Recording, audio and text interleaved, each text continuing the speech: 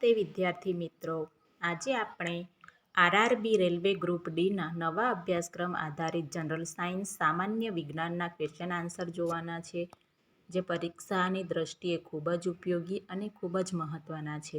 જે વિદ્યાર્થી મિત્રોની પરીક્ષા હજુ બાકી છે તેમની માટે આ ખૂબ જ ઉપયોગી વિડીયો છે, તો વિડીયોમાં અંત સુધી બન્યા રહેજો. ચાલો મિત્રો શરૂ કરીએ. પ્રશ્ન નંબર 1. માનવ શરીરનો સૌથી નાનો એકમ કોષ. પ્રશ્ન નંબર 2. ડાયનેમો યાંત્રિક ઉર્જાનું શેમાં રૂપાંતર થાય છે? ડાયનેમો યાંત્રિક ઉર્જાનું વિદ્યુત ઉર્જામાં રૂપાંતર થાય છે. પ્રશ્ન નંબર 3. અવકાશનો વાદળી રંગ કોને આભારી છે? અવકાશનો વાદળી રંગ પ્રકાશના પ્રકિરણને આધારિત છે. પ્રશ્ન નંબર 4. રંગ ઉદ્યોગમાં કીટાણુનાશક તરીકે ઉપયોગ થાય છે. Ethyl alcohol. પ્રશ્ન નંબર 5. પ્રાકૃતિક ગેસમાં શું હોય છે? તો પ્રાકૃતિક ગેસમાં મિથેન હોય છે. પ્રશ્ન નંબર 6. વિસ્ફોટકો ટીએનટી તથા ડાયનામાઇટ બનાવવામાં શેનો ઉપયોગ થાય છે? નાઇટ્રિક એસિડનો ઉપયોગ થાય છે.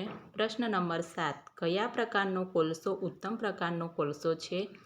એન્થેસાઇટ સૌથી ઉત્તમ પ્રકારનો કોલસો છે, જેમાં કાર્બનનું પ્રમાણ 96% રહેલું છે. પ્રશ્ન નંબર 8. ફળને સુરક્ષિત રાખવા માટે કયા એસિડનો ઉપયોગ થાય છે? તો ફળને સુરક્ષિત રાખવા માટે ફોર્મિક એસિડનો ઉપયોગ થાય છે. પ્રશ્ન નંબર 9. વિદ્યુતનું વહન કરનાર અધાતુ.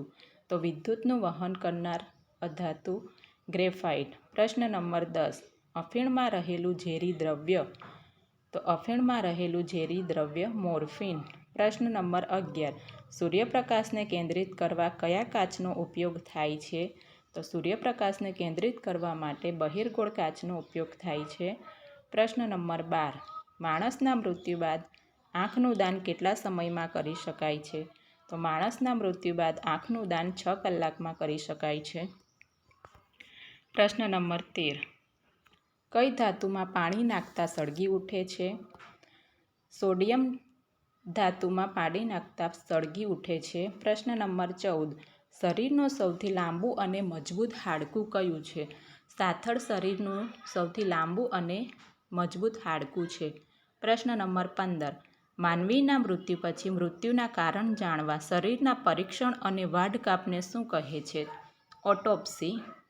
પ્રશ્ન નંબર 16. પાંદડાવાળા લીલા શાકભાજીમાં કયું તત્વ સૌથી વધારે હોય છે? તો લીલા પાંદડાવાળા લીલા શાકભાજીમાં લોહ તત્વનું પ્રમાણ સૌથી વધુ પ્રમાણમાં હોય છે. પ્રશ્ન નંબર 17. ભારતમાં વિજ્ઞાન દિવસ કયા વૈજ્ઞાનિકની યાદમાં મનાવવામાં આવે છે? તો ભારતમાં વિજ્ઞાન દિવસ સીવી રામન નામના વૈજ્ઞાનિકની યાદમાં બનાવવામાં આવે છે. પ્રશ્ન નંબર 18. કયા હોર્મોનની ખામીના લીધે સ્ત્રીને દાઢી મૂછ ઉગતા નથી? ટેસ્ટોસ્ટેરોન નામના હોર્મોન્સના લીધે સ્ત્રીઓમાં દાઢી મૂછ ઉગતા નથી. પ્રશ્ન નંબર 19. પૃથ્વી પર આકાશ બ્લુ દેખાય છે. ચંદ્ર પરથી તે કેવું દેખાતું હશે? અહીં થોડું લખવામાં મિસ્ટેક થયું છે. વિદ્યાર્થી મિત્રો, પૃથ્વી પર આકાશ બ્લુ દેખાય છે, જ્યારે ચંદ્ર પરથી આકાશ કેવું દેખાતું હશે? તો કાળા કલરનું. પ્રશ્ન નંબર 20. ઇવનિંગ સ્ટાર તરીકે કયો ગ્રહ ઓળખાય છે? તો ઇવનિંગ સ્ટાર તરીકે શુક્ર ગ્રહ ઓળખાય છે. પ્રશ્ન નંબર 21. કયા પ્રાણીમાં હૃદય ત્રિખંડીય હોય છે? તો દેડકામાં હૃદય ત્રિખંડીય હોય છે. પ્રશ્ન નંબર 22. ખુલ્લામાં શૌચ કરવાથી કયો રોગ ફેલાય છે? તો ખુલ્લામાં શૌચ કરવાથી ટાઇફોઇડ અને કોલેરા જેવો રોગ ફેલાય છે. પ્રશ્ન નંબર 23.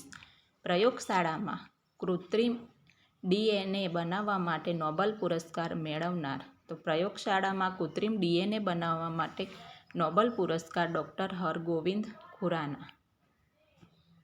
પ્રશ્ન નંબર 24. કોને જીવ વિજ્ઞાનના પિતા કહેવામાં આવે છે? એરિસ્ટોટલને જીવ વિજ્ઞાનના પિતા તરીકે ઓળખવામાં આવે છે. પ્રશ્ન નંબર 25. યુરેનિયમ ગ્રહની શોધ કોણે કરી હતી? તો યુરેનિયમ ગ્રહની શોધ વિલિયમ હર્શલે કરી હતી.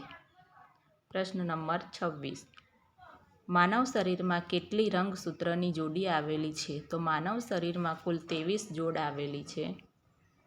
પ્રશ્ન નંબર 27. વનસ્પતિ કોષમાં કોષ દિવાલ શેની બનેલી હોય છે? તો વનસ્પતિ કોષમાં કોષ દિવાલ સેલ્યુલોઝની બનેલી હોય છે.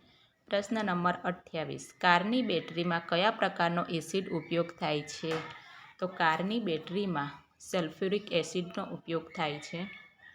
પ્રશ્ન નંબર 29. ગણિતશાસ્ત્રના પિતા કોને કહેવામાં આવે છે? તો ગણિતશાસ્ત્રના પિતા આર્યભટ્ટને કહેવામાં આવે છે.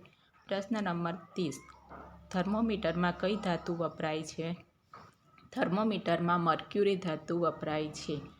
Thank you. વિદ્યાર્થી મિત્રો, વિડીયો કેવો લાગ્યો જરૂરથી જણાવજો.